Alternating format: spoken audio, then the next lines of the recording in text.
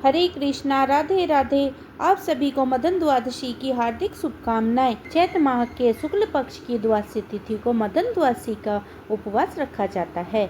इस व्रत में कामदेव की पूजा की जाती है क्योंकि कामदेव का नाम ही मदन है। मदन द्वादशी व्रत कामदा एकादशी से अगले दिन रखा जाता है। इस व्रत के रखने से योग्य संतान की प्राप्ति होती है और दुख दूर हो जाते हैं। यह व्रत लगातार 13 द्वादशी तक रखा जाता है। जब देवताओं के हाथों से राक्षसों वंश का सर्वनाश हो गया तो उनकी माता दिति बहुत दुखी हुई। तब महर्षि मुनियों के कहने पर मदन द्वादशी का व्रत रखा था। इस व्रत के प्रभाव से पुत्रों की मृत्यु का दुख उनके मन से खत्म हो गया और उनके पुत्रों की प्राप्ति हुई। मदन द्वादशी व्रत सिर्फ एक फल खाकर भूमि पर शयन करना चाहिए।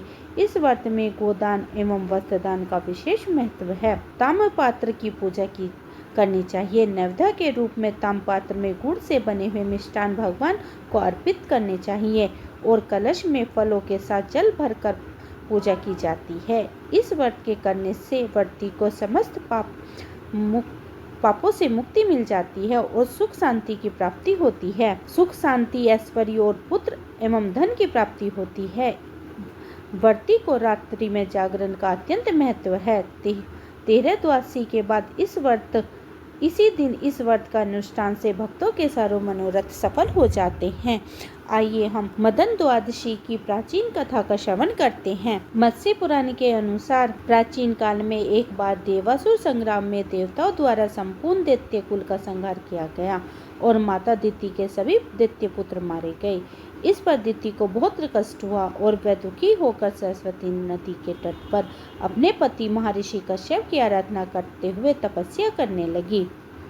लेकिन 100 वर्ष की कठोर तपस्या के बाद भी उनकी इच्छा पूरी नहीं हुई।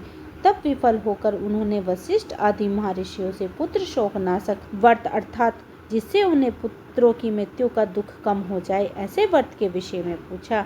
तब महर्षि वशिष्ठ ने दिति के मदन द्वादशी व्रत करने का विधान बतलाया। मदन द्वादशी व्रत का विधान सुनने के बाद दिति ने महर्षियों के निर्देश अनुसार व्रत किया और कामदेव व रति का पूजन किया। इस तरह दिति ने प्रत्येक द्वादशी के दिन व्रत व पूजा की और साल के अंतिम 13वीं द्वादशी के दिन व्रत का अनुष्ठान भी किया।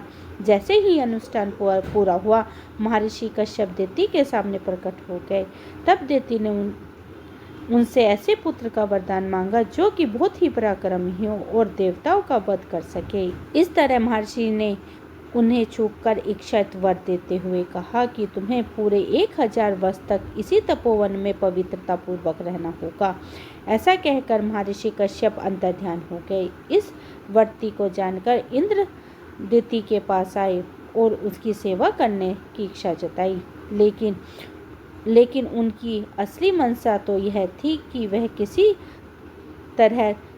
तरह दिति के गर्भ को नष्ट किया जाए और वैसा ही हुआ। दिति के गर्भावस्था के आखिरी दिनों में इंद्र का पैर दिति के सर पर लग गया और वह अपवित्र हो गई। पैर लगने के कारण उसके गर्भ के 7 टुकड़े हो गए।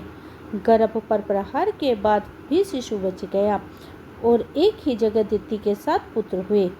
तब दिति ने कहा कि मेरे गर्भ के ये टुकड़े हमेशा आकाश में विचरण करेंगे और मरुत नाम से विख्यात होंगे। लेकिन एक मरुत के 7 गण होने के कारण ये 49 हो गए और आकाश में अलग अलग जगह पर विचरने लगे। तब से ये 49 गण मरुत गण के नाम से विख्यात हो गए। इंद्र को इस बात की बहुत आश्चर्य हुआ कि ऐसा कैसे हो सकता है, परंतु बाद में अपने ध्यान से उन्हें ज्ञात हुआ कि मदन द्वादशी व्रत के प्रभाव के कारण ये बालक अमर हुआ है। इस तरह मदन द्वादशी के व्रत से दिति के पुत्रों की प्राप्ति हुई। इसलिए पुत्र प्राप्ति व सुख समृद्धि की इच्छा रखने वाले को यह व्रत अवश्य ही करना चाहिए। प्रेम से बोलिए लक्ष्मी नारायण भगवान की जय। उम्मीद करती हूँ आज की वीडियो मेरी पसंद आई होगी। वीडियो पसंद आई है तो वीडियो को लाइक करें, परिवार और मित्रों में शेयर करें और अगर चैनल पर पहली बार आए हैं तो चैनल को सब्सक्राइब करें क्योंकि यहीं पर मैं बैसाख मास के सारे अध्याय लेकर आऊँगी। मिलती हूँ इससे आगे की नई वीडियो के साथ। तब तक के लिए हरे कृष्णा, राधे राधे।